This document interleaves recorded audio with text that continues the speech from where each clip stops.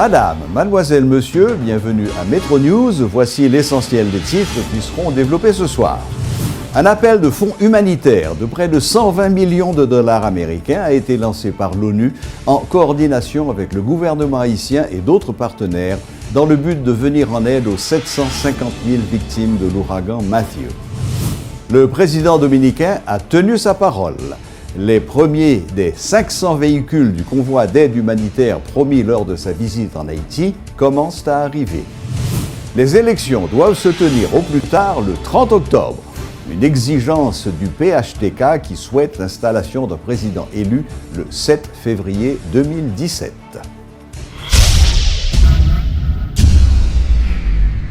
Les Nations Unies, en coordination avec le gouvernement haïtien et d'autres partenaires, ont lancé en début de semaine à Genève un appel de fonds humanitaires de 119,8 millions de dollars d'aide aux 750 000 Haïtiens affectés par l'ouragan Matthew pendant les 3 prochains mois. Au moins 1,5 million de personnes ont besoin d'aide en ce moment. Quelques villes et villages ont été presque entièrement rayés de la carte. Les cultures et réserves alimentaires ont été détruites. Les tensions sont déjà fortes dans les régions affectées où l'aide tarde à venir. Les Nations Unies ont déjà alloué un montant initial de 5 millions de dollars provenant du Fonds central de réponse d'urgence. Aujourd'hui à Genève, un appel éclair de 120 millions de dollars couvrant les besoins du système des Nations Unies pour les 3 prochains mois a été lancé. 56 millions de dollars seront consacrés au secteur sécurité alimentaire, nutrition et urgence agricole. Les Nations Unies se mobilisent sur tous les fronts pour soutenir le peuple, le gouvernement et les associations locales et invitent la communauté internationale à faire preuve de solidarité et de générosité et à travailler ensemble de manière efficace pour répondre à cette situation d'urgence. L'aide dominicaine est déjà dans nos murs. 39 camions chargés d'aliments sont déjà sur place. Le responsable des restaurants économiques de l'État dominicain, Nicolas Calderón, a indiqué que dès le premier jour, environ 25 000 rations alimentaires seront distribuées dans les communes de Jérémie, Île-à-Vache, Les Cayes, Port-à-Piment et Roche-à-Bateau. 5 unités de cuisine mobile seront expédiées vers la province dominicaine de Pedernal pour la préparation de plusieurs milliers de rations alimentaires qui seront ensuite transportées par voie maritime. Cette aide fait partie d'un convoi de 500 camions et comporte également de l'équipement lourd tel que grues, camions, ambulances, groupes électrogènes, équipements de traitement d'eau, etc. Près de la moitié des véhicules restera en Haïti avec environ 250 techniciens dominicains pour une durée de 70 jours. D'un autre côté, le ministre dominicain des Travaux publics, Gonzalo Castillo, est entré spécialement à Port-au-Prince pour coordonner l'acheminement de l'aide. Il a fait remarquer que son équipe aura aussi pour tâche de réparer certaines infrastructures électriques et routières endommagées dans le Grand Sud. Le gouvernement a été très actif pendant et après le passage de l'ouragan Matthew, a déclaré ce mercredi le ministre de l'Intérieur, François Annick Joseph. Selon l'ancien sénateur, l'aide humanitaire aux victimes était sur place bien avant le passage de l'ouragan. Il accuse à ce titre les sinistrés et les autorités départementales de donner de fausses informations. Le ministre en a profité pour attirer l'attention sur les gros défis qui attendent le pays dans le domaine agricole dans les mois à venir.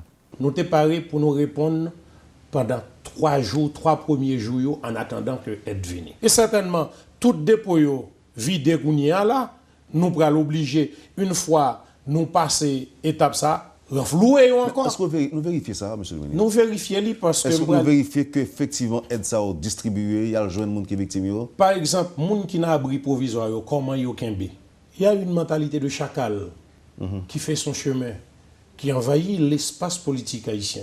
Les chacals se nourrissent de cadavres. Et il y a des gens qui gagnent intérêt pour que l'État paraisse inexistant, pour être capable de proposer comme l'inventeur de l'État. L'État a décidé, le gouvernement a décidé que, immédiatement, après la phase d'assistance humanitaire, il est important pour nous noter que l'ICA a duré plusieurs mois. On a essayé de gonfler cadavre, gonfler chiffre cadavre, mais il n'a pas parlé de véritable catastrophe là, qui c'est des zones côté 80 à 95% jardins crasés, détruits. Ça veut dire, nous allons gagner une rareté manger dans le pays.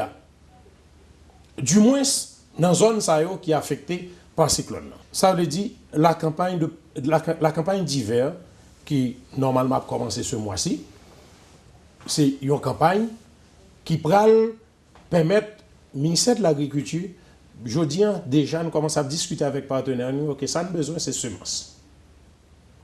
Semences. Parce que nous n'avons pas le droit de rater la campagne d'hiver.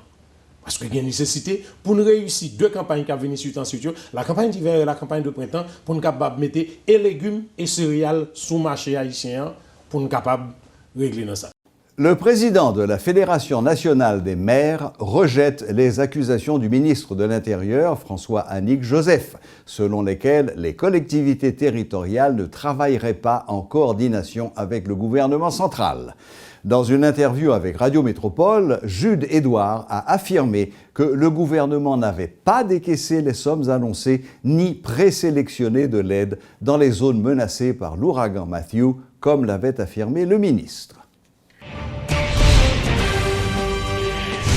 3 ministres du gouvernement Privert-Jean-Charles ainsi que le Premier ministre lui-même sont convoqués au Sénat de la République. Il s'agit des ministres de l'Intérieur, François-Annick Joseph, celui des Affaires étrangères, Pierre Oudélienne, et le titulaire de la planification, Aviole Fleurant. Ces hauts fonctionnaires devraient fournir des explications aux sénateurs en ce qui concerne l'attitude du gouvernement avant et après le passage de l'ouragan Matthew. Il est presque 6 heures du soir. Notre collaborateur Luckner Garot est au Sénat de la République où le Grand Corps a convoqué le Premier ministre et 3 de ses ministres. Bonsoir Luckner. Bonsoir Serge, bonsoir aux téléspectateurs de Métropole. Alors Luckner, quelles sont les nouvelles? Qu'est-ce que tu as réussi à glaner comme information? Alors, la nouvelle, c'est 3 ministres du gouvernement et le Premier ministre, Enex Jean-Charles, qui sont actuellement au bureau du Sénat pour répondre aux questions des journalistes. Il s'agit des ministres de l'économie et des finances, de l'intérieur et des travaux publics. Alors, la question, c'est l'après-Matthew, la gestion de l'aide est au cœur des débats actuellement au niveau de la Chambre, au niveau du bureau du Sénat. La convocation, l'invitation ou encore la convocation a été faite par le bureau du Sénat et il y avait pratiquement 20 sénateurs présents pour cette convocation. À présent, là où l'on parle, il n'y a que 17 sénateurs dans la salle, puisqu'il y a 3 sénateurs qui ont laissé, notamment Yuri Latortue et Edo Zeni. Ces sénateurs ont laissé après que la proposition faite par Yuri Latortue ait été rejetée. Alors, quelle a été cette proposition? Yuri Latortue avait souhaité qu'on change la convocation en interpellation afin que cette séance puisse être débouchée sur un vote. Parce que, selon les sénateurs, les ministres n'ont pas été convaincants. Il est question de l'après-Matthew. Les sénateurs veulent savoir comment est gérée l'aide et qu'est-ce qui a été fait. Selon certains sénateurs, les ministres ou encore le Premier ministre n'a pas été convaincant puisque selon la commission qui a été dans les départements du Sud et dans la Grand'Anse pour évaluer la situation, selon cette commission, il n'y a pas grand-chose qui aurait été fait suite au passage de l'ouragan Matthew sur Haïti. Et de ce fait, on devait interpeller certains membres du gouvernement et les sanctionner. La proposition a été faite par le sénateur Yuri Latortue. Après 2 heures de débat pratiquement autour de cette proposition, la proposition a été rejetée et Yuri Latortue et d'autres sénateurs comme Edo Zeni ont laissé la séance. Pour l'instant, ils sont à 17, y compris le bureau, notamment le président, et le débat continue et autour des exigences ou encore des obligations du gouvernement face aux citoyens touchés par l'ouragan Matthew. Oui, Garot, d'ailleurs, ces plaintes dont les sénateurs se font l'écho semblent être en effet ce qu'on entend dans les zones affectées elles-mêmes, qui se plaignent énormément de ce que l'aide n'arrive pas ou arrive mal ou soit mal distribuée. Justement, alors les sénateurs ont recueilli des doléances, ont recueilli des données et ils estiment que le gouvernement n'a pas encore fait grand-chose puisque, bon, selon le Premier ministre Enex Jean-Charles, pour l'instant, l'obligation encore, l'urgence, c'est de gérer les victimes, mais à court terme, c'est de réhabiliter les écoles qui ont été touchées et les maisons, etc. Il ne veut pas de bidonville, mais ça c'est à court terme. Maintenant, pour la gestion, là, tout de suite, les sénateurs ne sont pas satisfaits et c'est pour cela que Yuri Latortue voulait interpeller le gouvernement. Et donc pouvoir aboutir à des sanctions. Justement, mais c'est une proposition qui a été rejetée. Et pour l'instant, le débat continue, toujours dans le cadre de la convocation, mais les sénateurs sont très acides vis-à-vis des membres du gouvernement qui sont présents. Je rappelle, c'est le ministre de l'économie, celui des TPTC et le ministre de l'Intérieur. Bon, Garot, merci infiniment pour ce point de vue. Il est maintenant 6h01. Nous avons eu le pouls de ce qui se passait au Sénat. J'imagine que tu vas rester encore jusqu'à la fin de la séance, ou au moins jusqu'à ce que des décisions ou des prises de position fermes soient prises. Donc nous aurons un compte-rendu complet une fois que la séance sera terminée. Merci infiniment, Garot, et bon travail.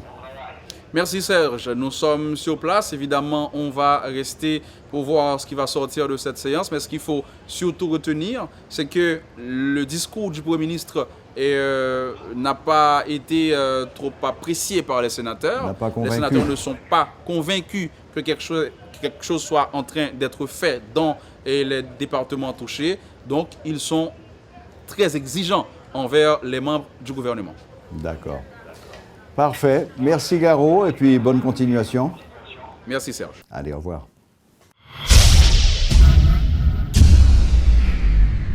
Le parti haïtien Tête Calais exige la tenue des élections au plus tard le 30 octobre prochain et l'installation du nouveau président le 7 février 2017.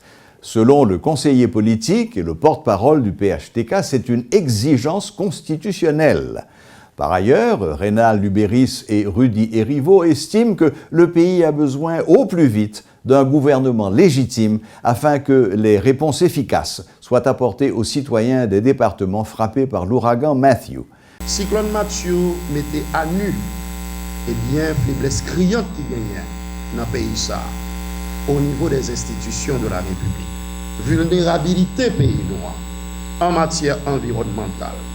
Nous avons gagné 2% de couverture forestière, et bien le passage de Matthew, qu'on y a là réduit pourcentage ça, ne va pas dire à néant, mais je veux dire situation extrêmement difficile, extrêmement délicate, extrêmement compliquée. Et sur cette base, il nous faut des institutions fortes, capables de répondre à genre de situation ça y est, à genre de tragédie ça y est. Il nous faut également des leaders forts et un État fort et qui est capable de répondre des réponses appropriées à ce genre de situation.